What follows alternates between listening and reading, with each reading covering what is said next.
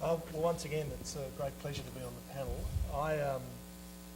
Mickey, I'm 6'2", so I'm looking forward to growing in stature as I pursue my career here and think increased interest rates. We're the first advanced nation in the world to increase interest rates.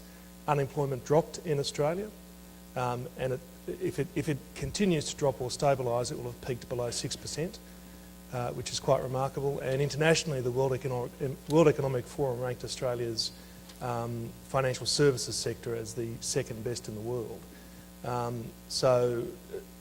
What has Australia's success been? We started the financial crisis with effectively zero national government debt. The government moved quickly with very large stimulus packages. Interest rates dropped drastically. And we have the incredible pleasure of having such a large and seemingly endless resources sector that is so attractive to China at the moment. On our west coast, we've opened up a natural gas field, which is being described as the Saudi Arabia of natural gas. So we've been able to come out. We went into the global crisis late, and we came out early, it would appear, and we actually never went into a technical recession. In terms of financial services regulation, one of the fears our sector has in Australia is that we will see as the international pendulum swing really be appropriate. Of the 11 AA rated banks policy with our banks, we don't have many banks in Australia. The market's incredibly aggregated at the moment, merged at the moment. As a consequence, the government will not let the big four banks merge amongst themselves, but they are 4 AA rated banks. So we've actually had a remarkable period of time. My sector, the funds management sector in Australia, is the 4th largest in the world, which is extraordinary for the Australian economy. Most Australians wouldn't believe that if you told them that, to be honest.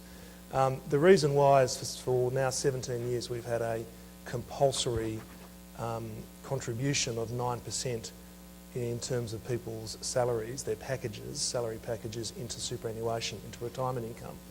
As a consequence, that pool in Australia, and it will grow at 9% every day for every working Australian. So we have an incredibly large pool of funds that is looking for international opportunities, and that will push our agenda. So in terms of where the aggressive players will come from in this round, we hope it's Australia. We appreciate that we're getting some tactical advice, clearly very tactical advice from our trade ministers and from Pascal Lamy to trust us effectively. I don't mean that facetiously, but and there's clear tension from the services sector that we want to trust you, but we want to know what's on the table. All I would say is that I imagine our sector will, internationally, will be very disappointed if services aren't well represented at the end of this round next year. And I think you could expect us to be incredibly more vocal as a consequence of any failure.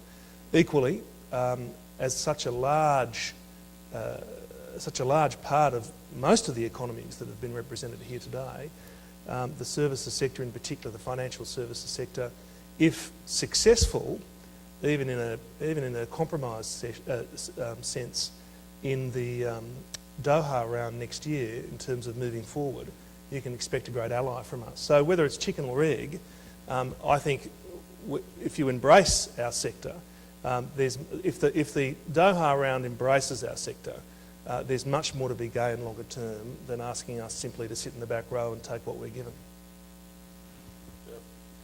Well, thank you, Jeff, and thanks to Bob Bastine for inviting me to participate on this very distinguished panel. I'm probably the member of the panel who has the least ties to the financial services industry, except for being heavily indebted to the U.S. banking sector. And that will not influence my analysis of the problem. Let me offer just a few random thoughts on what trade can do to contribute to a sustainable global recovery. In terms of the Doha round and the GATS, I think it's important to start with a point that Pascal Lamy made in the very start of his presentation. The efforts in the WTO are about opening market access and to distinction in mind when one thinks what can be done in the Doha round. Mickey asked a very important question: what can we get anything done? And I think it's important to note that request-offer negotiations on services are a lot different than what is going on in other aspects of the Doha round, where there is a formula approach to reducing trade barriers.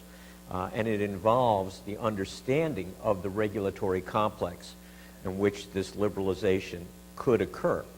So it will take some time to go through the final round, which should actually be called final rounds, subset of the on this form, really is a little off in terms of the time dimension.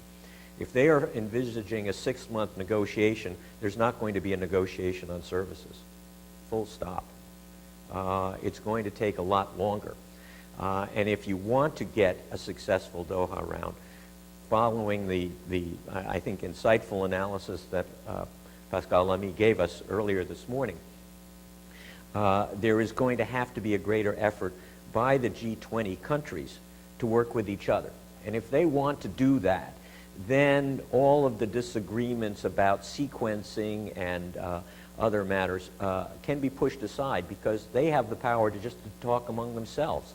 And that's essentially the group of countries that need to be actively involved to make new commitments to liberalization on services, and particularly on financial services.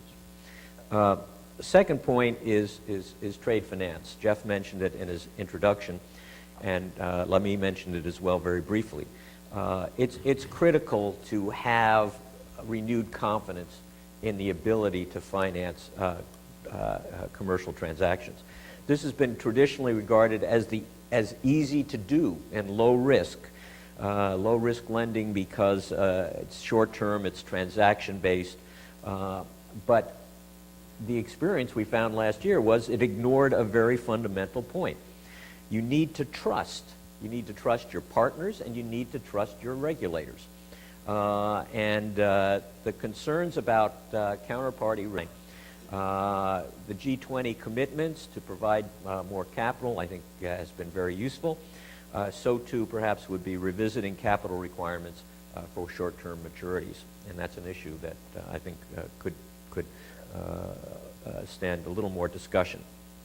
Final point. I think we have to remind ourselves of an important theme that went throughout the discussions yesterday, the importance of financial services and economic development, because that's what is really what we're really talking about when we're talking about a sustainable economic recovery. From the trade perspective, trade agreements create opportunities. They don't guarantee sales. So you have to have the underlying economic infrastructure to support production, marketing, financing, and distribution of goods. And financial services are at a core of that, enabling the production and enabling the transactions both within a market and between markets. That's crucial, and I think important that we have a stronger and more open trade in financial services and improved regulation, as said by the other panelists. Thank you.